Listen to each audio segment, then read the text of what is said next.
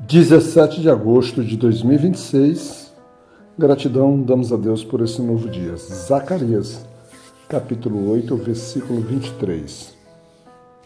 Assim diz o Senhor dos Exércitos: naqueles dias sucederá que 10 homens de todas as línguas das nações pegarão na orla das vestes daquele que é um judeu, dizendo: nós iremos contigo, pois ouvimos que Deus está contigo. Quando a gente vê esse capítulo de 23 versículos, e nós tomamos o último versículo como referência devocional, talvez fosse, ou seja, o versículo que dê um pouco mais de trabalho para uma compreensão, porque vai depender muito de qual a visão teológica que o cristão tem sobre o assunto. Mas eu costumo dizer que viver o Evangelho sobre visões teológicas, ela é muito complexa, porque ela acaba nos movendo ora para um lado e ora para o outro. Ela acaba, na verdade, criando nos cristãos que se chamam de visões de muita incerteza, mesmo que eles se certifiquem na fidelidade do seu posicionamento. Como, por exemplo, eu tenho assistido muitas pregações ou muito estudo no pastor César Cavalcante, e ele se considera um pós-tribulacionista. E às vezes, quando ele está defendendo isso, eu já vi argumentos dele em que ele diz assim, que o pré-tribulacionista ele já vem com a mente programada a recusar ou a refutar. E aparentemente da mesma forma tem ele, porque quando ele vai nos versos, por mais que ele tenha umas explicações bastante agradáveis, mas nem tudo que ele explica se fecha, ou seja, nós não temos um fechamento completo. Ora por um lado, se ele aponta por uma coisa, há incômodos por outro lado. Então a gente acaba caminhando um pouco nessa transição, ora numa certeza para um lado, ora numa certeza para o outro. Qual é a certeza que a gente não abandona? É a certeza de Cristo, que é o Senhor de tudo, que é o Senhor da criação, que é o nosso Senhor e que a gente precisa efetivamente dele. Isso nem ele, nem ninguém abandona. Mas ele tem, vamos dizer assim, colocações ou explicações bastante, vamos dizer assim, seguras, mas ainda assim elas não fecham as questões como certeza absoluta, que são as coisas de Deus. Porque as coisas ocultas estão aí e é nos dado a revelar somente aquilo que o próprio Deus nos estabeleceu no primeiro momento. Então, esse capítulo, ele pode se confirmar na própria pessoa de Jesus, ou então na relação entre igreja e Israel, o que é igreja, o que é Israel. Então você precisaria. Mas uma coisa é certa, aqui é um universo em que logo no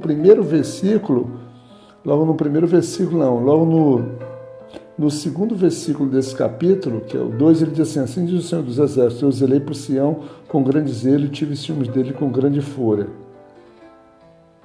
Assim, diz o Senhor, retornarei para Sião e habitarei no meio de Jerusalém, e Jerusalém será chamada a cidade da verdade, e o monte do Senhor dos Exércitos, o monte santo. Na verdade, é o verso 3 que é o que é referência. Você observa que é Deus que retorna ao monte Sião. E a partir do momento que ele retorna ao Monte Sião, ele santifica aquele lugar que era um ambiente de vergonha, um ambiente que foi a partir dali levado o povo para o cativeiro. Ele agora, o Senhor vai mudar a história daquilo ali. Vai mudar. Você lembra que no capítulo anterior eles falavam sobre os jejuns e os jejuns da vergonha, os jejuns que eram sacrifícios por fazer. Aqui não. Aqui a gente já vai ter um outro cenário, um cenário em que os jejuns, e ele vai tratar aqui, eles serão efetivamente resultado daquilo que agrada ao Senhor. Então, esse capítulo ele vai trazer o processo de restauração, o processo de limpeza. Ele vai trazer sobre aquilo que a gente chama de remanescente. É aqueles que sobram verdadeiramente no processo da vida e do cuidado do Senhor, na vida e do cuidado que nós temos pela palavra de Deus.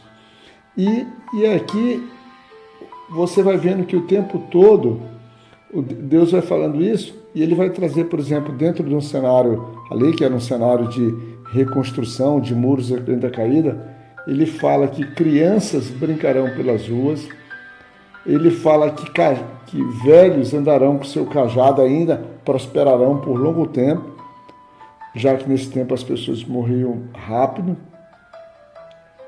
E ele diz que, ou seja, é um universo que é maravilhoso para aqueles e maravilhoso para o próprio Senhor. Então, é um processo de mudança, só que é um processo que precisa passar pelo campo da fé. Da fé por quê? Porque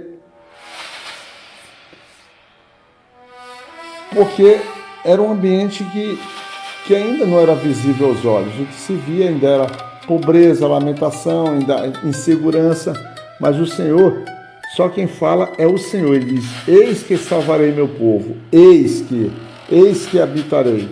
Então são ações que, na verdade, é o próprio Senhor que vai garantir com que aquilo seja verdadeiro. E aí o Senhor fala também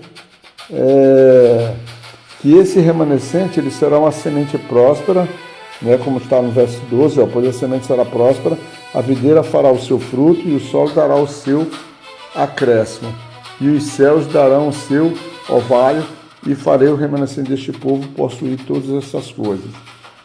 Ou seja, não é uma prosperidade, não é algo produzido por eles, é algo pela própria gestão do Senhor. E ele diz que aquele povo, que era o povo judeu, que ali era visto como maldição, ou foram vistos devido à vergonha, devido ao cativeiro que passaram, como se o Senhor tivesse abandonado eles, agora será visto como um povo de bênção. Porque, mais uma vez, ele diz assim: então eu vos salvarei e serei uma bênção. Você vê que as ações, os atos, são práticas do Senhor. Não é uma ação própria do povo. Uma ação própria do povo é aceitar e andar nos mandamentos e colocar aquilo no coração como verdade. E aí, essa aqui é uma abertura que se dá principalmente para a inclusão dos gentios, como nesse verso aqui. Quando a gente vai lá no verso, por exemplo, no verso 16, ele diz assim, entre o 16 e o 17, ele fala assim: estas são as coisas que deveis fazer, falar a verdade, cada homem com o seu próximo, executar juízo de verdade e paz de vossas portas. E nenhum de vós pense mal no seu coração contra o seu vizinho, nem ameis o juramento falso, pois todas estas coisas eu odeio, diz o Senhor. Agora é um comportamento completamente novo. Completamente novo, um comportamento que vai, vamos dizer assim, propiciar uma servidão verdadeira e de obediente para o Senhor. E aí a igreja ela se estabelece nisso, principalmente quando ele fala desses homens de todas as nações, esses 10 homens procurando esse judeu, dando uma referência que esse papel ele se cumpre em Cristo e principalmente vai se cumprir lá no reino milenar. Ou até mesmo a gente pode dizer que se cumpre a partir do momento que Cristo está sobre a face dessa terra aqui e ele passa a anunciar, ou seja, as nações passam a ser ensinadas e todos passam a, vamos dizer assim, a serem frutos dos novos ensinos, do novo direcionamento, do surgimento da própria igreja por meio dos discípulos, dos apóstolos que, vamos dizer assim, difundiram o evangelho sobre a face dessa terra. O que a gente tem que estar preparado para esse processo de mudança e para que a gente possa fazer parte desse processo. Existem os remanescentes judeus, existe nós que somos os gentios através da formação da igreja que nos compomos, por exemplo, nesse corpo celestial de Cristo. E é importante a gente maturar, a gente entender e a gente se debruçar cada dia mais para que a gente possa ver essas coisas maravilhosas de Deus. Então, que Deus possa estar conosco e que Deus verdadeiramente possa nos cuidar, meu irmão.